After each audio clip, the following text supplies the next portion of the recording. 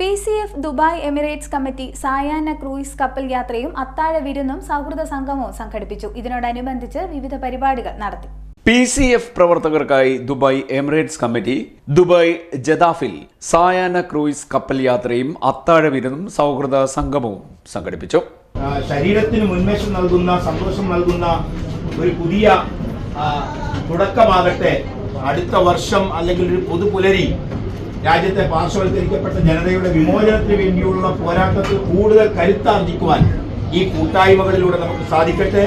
നമ്മളുടെ പ്രവർത്തന പാതയിൽ ഒരു മാർഗദർശനം നൽകുന്നതിന്റെ ഭാഗമായി മാർഗദർശിയായി കൂടുതൽ പരിജ്ഞാനമുള്ള, പരിചയ സമ്പത്തുള്ള ബഹുമാനായ റംലി സാഹിബ് അടക്കം, അതുപോലെ തന്നെ നമ്മുടെ അബ്ദുറഹ്മാൻ ഫൈസി, അദ്ദേഹം ഇന്ന് നമ്മളുടെ മെമ്പർഷിപ്പ് സ്വീകരിച്ചു.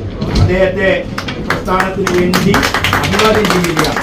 അതുപോലെ തന്നെ ഈ പ്രസ്ഥാനത്തിന് പീപ്പിൾസ് കൾച്ചറൽ ഫോറത്തിന് UAE ഒരു എന്താ പറയുക, നമുക്കൊരു ദൃഢമായ ഒരു അടിസ്ഥാനം രൂപപ്പെടുത്തി. UAE സന്ദർശനത്തിനെത്തിയ PCF മലപ്പുറം ജില്ലാ വൈസ് പ്രസിഡന്റ് അഷ്റഫ് പൊന്നാനിക്ക് ദുബായ് PCF ഭാരവാഹികൾ സ്വീകരണം നൽകി.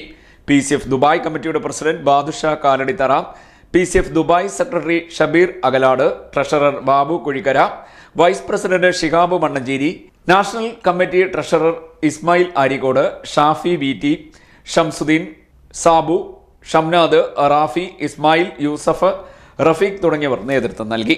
CDNet news, Kayamkulam.